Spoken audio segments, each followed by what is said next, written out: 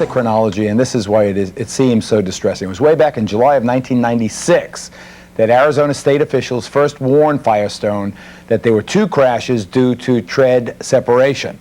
Now, Firestone investigates and said it was either an object in the road, I forget exactly what it was, but they blame it on the consumer or the local road conditions.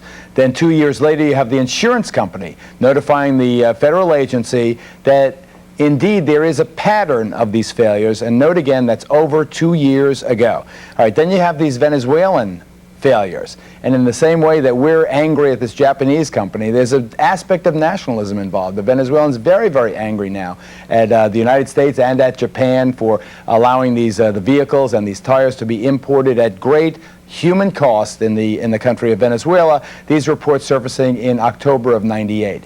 Then it spreads. It spreads to Saudi Arabia, to Thailand, to Malaysia, and then you have Ford de facto admitting there's problems. Why? Because they begin replacing tires in Latin America, in the Middle East, in Asia, but not in the United States of America. Mabel Valdez attorney Jay Halpern, who's handling 5 Firestone cases now. He's had others before the recall.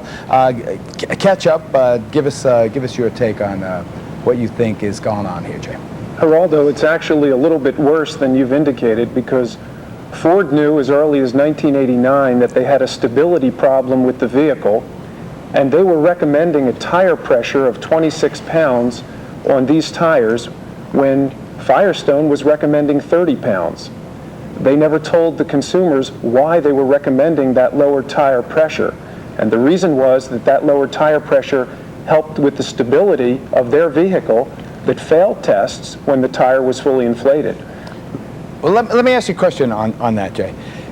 Is there any reason to suspect that the tires were not vulnerable to detreading at the 30 pounds recommended inflation, the Firestone recommendation?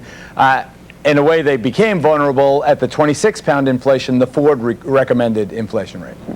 No. In other words, were the tires inherently safe if only instructions were followed, and did Ford exacerbate a problem by making consumers use these tires in a way they were never designed nor intended? The statistics don't bear that out. This tire has an inherent problem. It's exacerbated by the lower tire inflation. But what we've seen in handling tire cases over the years is that there's always a blame-shifting campaign. It's the driver for braking, which causes the flip over. Or it's the owner of the vehicle for abusing the tire and keeping it underinflated. Or it's the disgruntled employee that has something to say that isn't true. And even tonight, you've heard another blame-shifting theory that somehow in the rollover sequence, a detreading of the tire occurs. These are not typical tire failure events where there's simply a blowout. A tread separation is a catastrophic event that spells a tire failure from the inside out that is an inherent problem with the integrity of the tire. You can roll over a vehicle over and over, and you're not going to get the tread to peel off of a tire the way you see in these cases. That seems pretty wacky to me. I agree with you, Jay. But Gene Scherer would suggest, Jay, that you guys are part of the problem, that you plaintiffs' attorneys, not Gene, but Jay, that you, Jay, plaintiffs' attorneys, are making this problem worse by fanning the flames of hysteria, leading to false claims that may indeed take down a terrific company employing many thousands of Americans. Firestone and Ford will have every opportunity to defend their product and their handling of this incident, and we should investigate and fully attempt to know what they knew and when they knew it. And I think that's the appropriate focus of the investigation. We've been analogized to vultures, and of course that's offensive. We would like corporate responsibility, and it's appropriate to investigate that. And you know that the other tire manufacturers are following this very closely, and it is only through representing people and attempting to obtain justice for them that holds the other manufacturers to better responsibility in connection with their products. So I'm proud of what we do and in bringing these things to the public's attention. Gene Scher, let me just formally introduce you before I lose you. You specialize in product liability cases. You represent the companies involved usually, and you formerly served as an associate White House counsel from '91 to '93. So that's right. You're a man who knows his way around around that town behind you. Okay, your response. Well,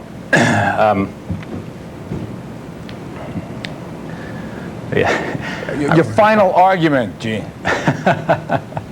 Well, it seems to me manufacturers have to be given a chance to defend themselves fairly, and the problem we have in this country is that we have a liability system that is stacked against manufacturers. One example of that is a jury system that allows plaintiffs to get multi-billion-dollar punitive damage awards, as in a General Motors case out in California. I'm telling you, Gene, And take it from me. I may not know a lot, but if the implication of what these congressmen and these plaintiffs' attorneys are suggesting is true, and prove it, that these companies knew something some significant time before they announced to the consuming public that a problem existed, you can bet your bupkis that there's major punitive damages coming down the pike. I mean, and is it wrong that juries would award $100 million, $50 million, $75 million?